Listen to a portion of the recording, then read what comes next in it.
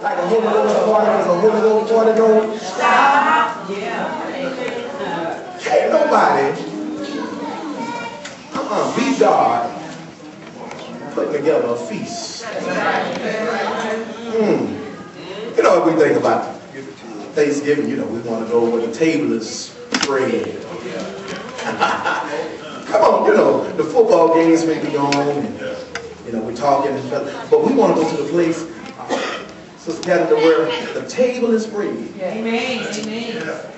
And the feast, I said the feast of the Lord is going on.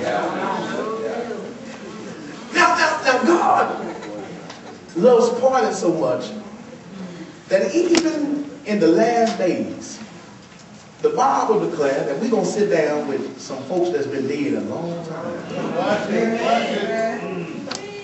Yes, sir. That's right. I mean, a long time. You know, Abraham, Isaac, they've been gone a long time. Oh, but when we get to heaven, we're going to sit down at the table with Abraham, Isaac, and what we going to be sitting down at the table doing? Oh, come on now. Let me make it relevant. Because, see, this Thanksgiving, I know some of you have already prayed, Lord, forgive me for the sin that I'm about to do.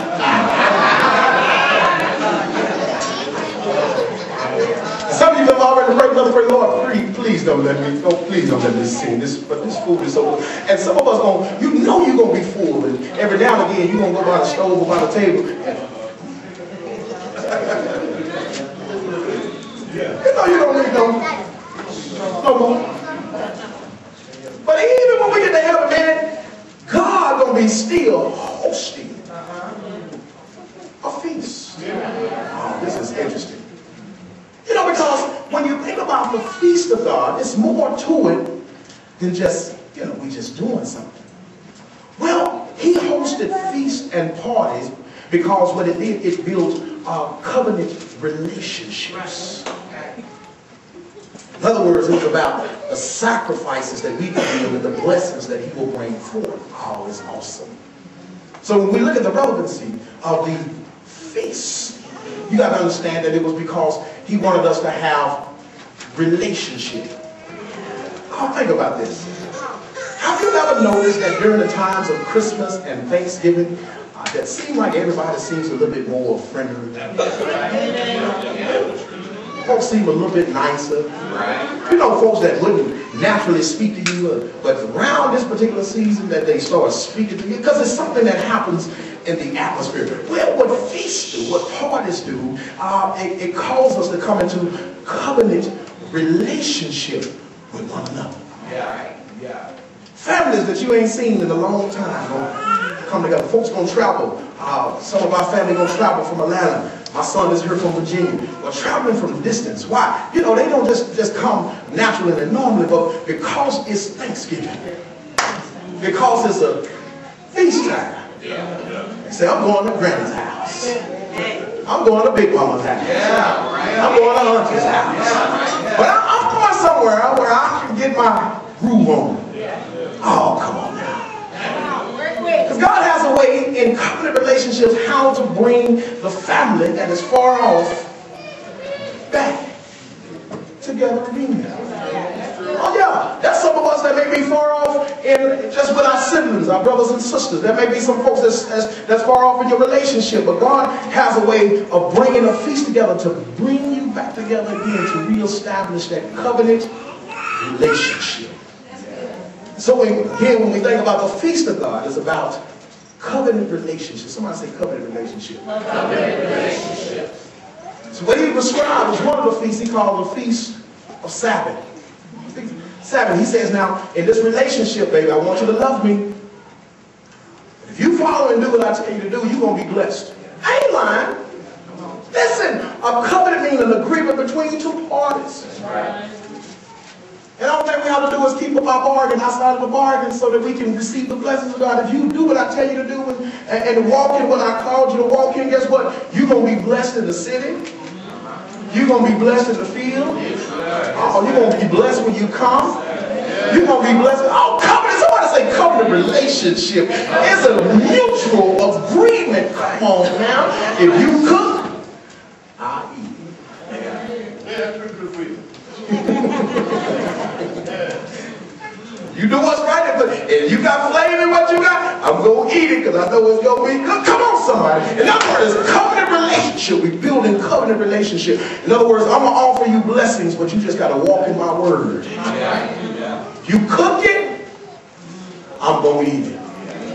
If it tastes good, I'm going back for seconds. And it might go back for thirds. You know, on Turkey Day, I don't know if y'all get like me, but on Turkey Day, we call this on Turkey Day. On Turkey Day, we eat so much turkey till about that second day. This is just traditional.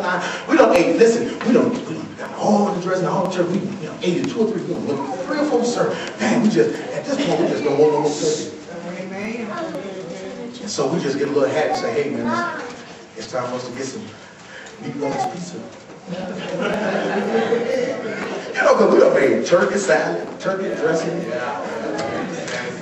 done eat turkey in the morning, turkey for lunch. Ooh, them greens was real. Got some of the greens now. Ooh, got some of the greens now. Ooh, y'all know, did you put some oil in that? Oh, yeah, take some of that. Oh, but we just burned out on that turkey. And so all of a sudden, about that second day, we said, man, good.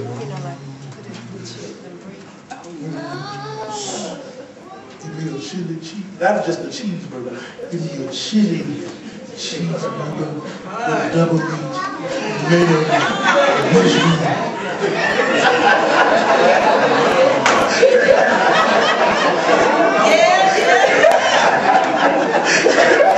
We have a feast going on, and some of the restaurants are still open. And they want us to fellowship with them too. But it calls us to have covenant relation. God said for the Sabbath, he says, I want you to do this. I want you to work 6 days. But on the 7th day, I want you to rest. Why? Because this will teach you that I created the heavens and the earth in 6 days. And on the 7th day, what did I do? I rested. And so in relationship, because you have responsibilities, it's important that you work 6 days. But there should be a day. Oh, shut up now. Y'all ain't gonna like that. Should be at least one day that you can set aside and just render that unto me. Oh, come on now. Well, I was talking to Brother Love and looked on television. Listen, even in the penitentiary, Muslims are so strict to their beliefs. Listen, they cells look different than everybody else's. They can put special things in their cells that other cells can't do. Why? Because of their religion. And so they believe in cleanliness. They believe, no, we got to take responsibility for ourselves. We keep on cell clean. We'll do this. We'll fix this up. In other words, they're not going to let anything break them in prison. Oh, y'all got to hear me now. Locked up, incarcerated, they still got rights. Oh, come on, am I telling the truth? What's that special day you were telling us about that they host every Ramadan day? I don't care what happened. Ramadan. They gonna pray at a certain time, do a certain eating service. They gonna go in. Listen, they go in the kitchen, cook. Listen, they won't let nobody else cook their own food. I'm talking about in prison. That's right.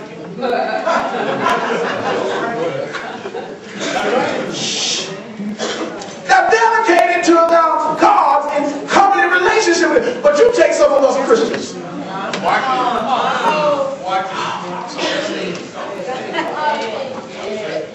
You get that job that's paying $12, $13 an hour. We don't listen. God bless me. Before He blessed you, oh, y'all pray for me. I want God to bless me. Oh Lord, just let Him bless me, please. Covenant relationships in me. I want Him. And as soon as God bless you, we don't see you no more.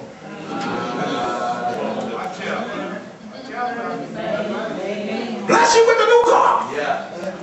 And now you wash the car on Sunday. Get it?